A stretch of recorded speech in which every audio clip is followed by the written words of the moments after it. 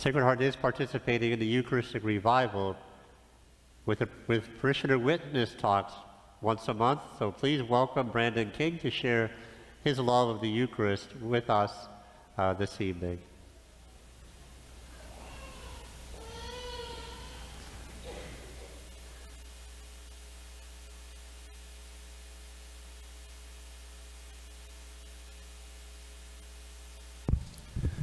Good evening. My name is Brandon King. My family and I have been parishioners at Sacred Heart for about 2.5 years now. Our oldest son is in kindergarten at Sacred Heart, and our youngest daughter will begin preschool there next year. Needless to say, we're very blessed that the Sacred Heart community has been such a central part in our lives in such a short amount of time. I'm a new Catholic, and by the grace of God, I was confirmed into the Catholic Church this past Easter of this year. And in short, my conversion began around a year earlier, around Easter time in 2022. While things were going very well for me and my family, there was still something missing from my life, and I still had a great deal of fear, anxiety, confusion, and doubt with the unknown that I felt about this life while being a young father and a husband with all of the pressures that we see in what's very much an upside-down world that we live in today. I relied on doing everything myself, and I quite honestly did not know the true meaning of life and the truth of God.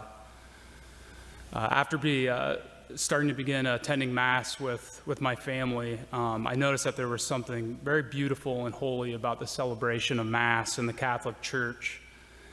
Before the RCIA progress began, I committed myself to a developed prayer life and my own learning of Catholicism through the many resources available. It was during this time of prayer that I had a profound personal encounter with Christ. After this encounter, I began to commit and steep myself into the reading of the New Testament for the first time in my life. And by the grace of God, I instantly became convicted in the truth of God and His plans for salvation. I was simply blown away by the story of salvation history and how the Old Testament was connected to and fulfilled in the New Testament. I no longer needed to rely on myself anymore, but to rely on the truth and the love and the mercy of God. It's this truth which initially converted me and why I'm here today as a proud Catholic. I know that I still have a long way to go in my journey in faith, and that my initial conversion was only the beginning of my journey that lies ahead. While I'm on this journey, I know that I need continued faith, perseverance, and strength to finish the journey that lies ahead of me. In all of my many weaknesses and many limitations, I continually need my heart to be converted and strengthened in the healing and transformative power of Christ. And it's the Eucharist which continues to strengthen and transform my heart on this journey. I've been enlightened by all the transforming powers of the Eucharist.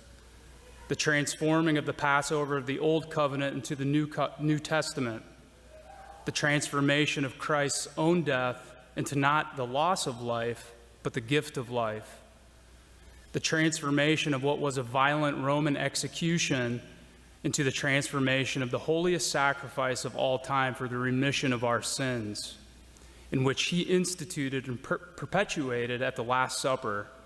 And this is what strengthens and continues to transform my heart in my conversion on my journey ahead. It blows my mind that God, the creator of the universe, desires and allows Himself to enter our bodies and our hearts through the Eucharist. He loves us so much that He doesn't want to just walk by our side and lead us. He wants to be in our hearts and souls. He desires our hearts to be united to His. And He offers us this grace through His real presence in the Eucharist. Through the Eucharist, He grafts us as mere branches who can accomplish nothing on our own into Him, the life-giving true vine, to bear spiritual fruit and to share His love with others. It's through the Eucharist that He wants to take what is weak in my heart and unite it with the healing power of his own Sacred Heart. It's through the Eucharist that he gives me the grace to offer up all of my many weaknesses and brokenness to him, so that he can transform them into strength and sacrificial love. Through the Eucharist, he nourishes us for the journey ahead to the heavenly inheritance in which he has prepared for us by allowing us to abide in him as he will always abide in us.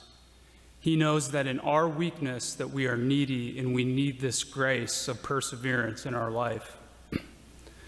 Just as this grace was converting and healing so many hearts and souls all the way back in the first century, it is still converting and healing us and our families today. The Eucharist is the source and summit of our Christian worship.